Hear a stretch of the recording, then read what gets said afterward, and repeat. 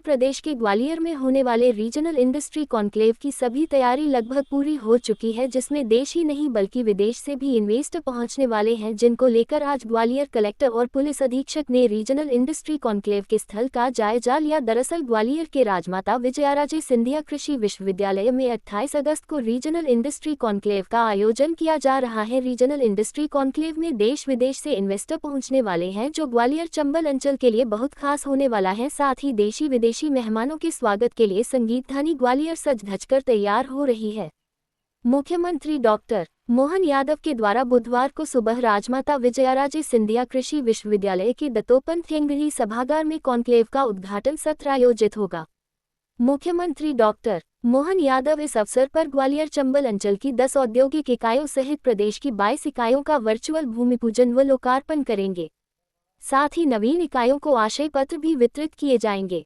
मुख्यमंत्री doctor Yadav invest MP portal भी launch करेंगे। इस रीजनल इंडस्ट्री कॉन्क्लेव में केंद्रीय संचार मंत्री ज्योतिरादित्य सिंधिया, विधानसभा अध्यक्ष नरेंद्र तोमर, प्रभारी मंत्री तुलसी सिलावट सहित प्रदेश के कई मंत्री एवं जनप्रतिनिधि इस कॉन्क्लेव में शामिल होंगे।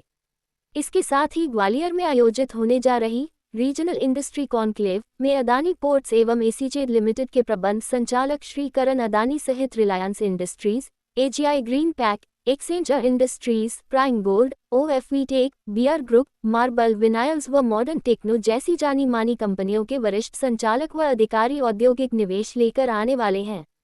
रीजनल इंडस्ट्री कॉन्क्लेव को लेकर शहर में कड़ी सुरक्षा के इंतजाम किए गए हैं, जिसमें ग्वालियर जिले में लगभग 3000 के करीब पुलिस के अधिकारी एवं कर्मचारी को तैनात किया गया है। Byte Praveen Agarwal, chamber of commerce अध्यक्ष। आप देख रहे हैं एक ग्वालियर में कल विकास और प्रगति का नया अध्याय मध्य प्रदेश की सरकार लिखने जा रही है और देश के गौरव, देश के प्रधानमंत्री का संकल्प, मुख्यमंत्री का संकल्प, उसको कार्य में परिणित करने के लिए निवेश समिट जो हो रही है ग्वालियर चंबल संभाग, ग्वालियर संभाग और मध्य प्रदेश के विकास और प्रगति को एक नई गति ये समिट देगी। ये कल रीजनल इंडस्ट्री कॉन्क्लेव फाइनली, जिसके लिए हम काफ़ी दिनों से तैयारी कर रहे हैं, वो कल होने जा रहे हैं और माननीय मुख्यमंत्री जी के साथ में, माननीय केंद्रीय मंत्री जी के साथ में बहुत सारे सीनियर मिनिस्टर्स भी यहाँ रहेंगे और साथ ही जो इंडस्ट्रियलिस्ट हैं ऑल ओवर इंडिया और ऑल ओवर एमपी से विभिन्न क्षेत्रों में जो इन्वेस्ट करना चाह रहे हैं ग्वालियर चंबल रीजन में, वो लोग उपस्थित रहेंगे। हमारी सामान्य मीडिया के हमारे साथी उपस्थित रहेंगे। तो पूरी तैयारियां हम लोगों की बहुत अग्रणी स्टेज पर है और आज लास्ट तक, इवनिंग तक हम लोगों का वेन्यू पूरी तरीके से तैयार हो जाएगा। कल मॉर्निंग में हम सभी लोग अर्ली स्टार्ट करेंगे और पूरा कैंपस जो है सुबह 8 बजे ही अपने इन्वाइटीज़ के लिए ओपन हो जाएगा और 9:30 तक हम अपेक्षा करेंगे कि हमारे जो इंडस्ट्रियलिस्ट हैं वो ऑडिटोरियम में सब लोग आकर के कंफर्टेबली सीटेड हो जाए।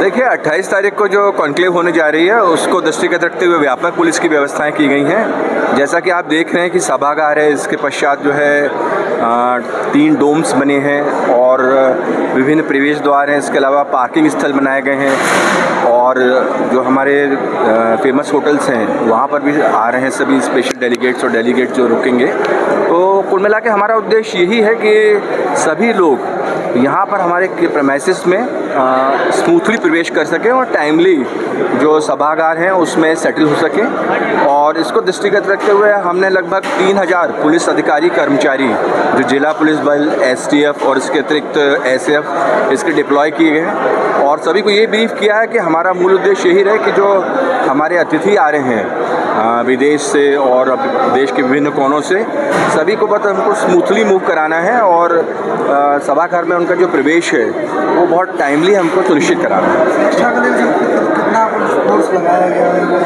जैसा मैंने आपको स्पष्ट किया कि पूरा जो हमारा सभागार है, इसके अतिरिक्त जो परिसर के प्रवेश द्वार हैं, पार्किंग स्थल हैं, इसके अतिरिक्त एयरपोर्ट है, रेलवे स्टेशन है और इसके अतिरिक्त जो मार्ग की व्यापक व्यवस्थाएं लगेंगी वो हैं और होटल्स हैं। कुल मिला के हम लोगों ने 3000 अधिकारी कर्मचारी जिला पुलिस बल, एसएफ, एसटीएफ इन सभी से जो है डिप्लॉय किए हैं शिफ्टों में।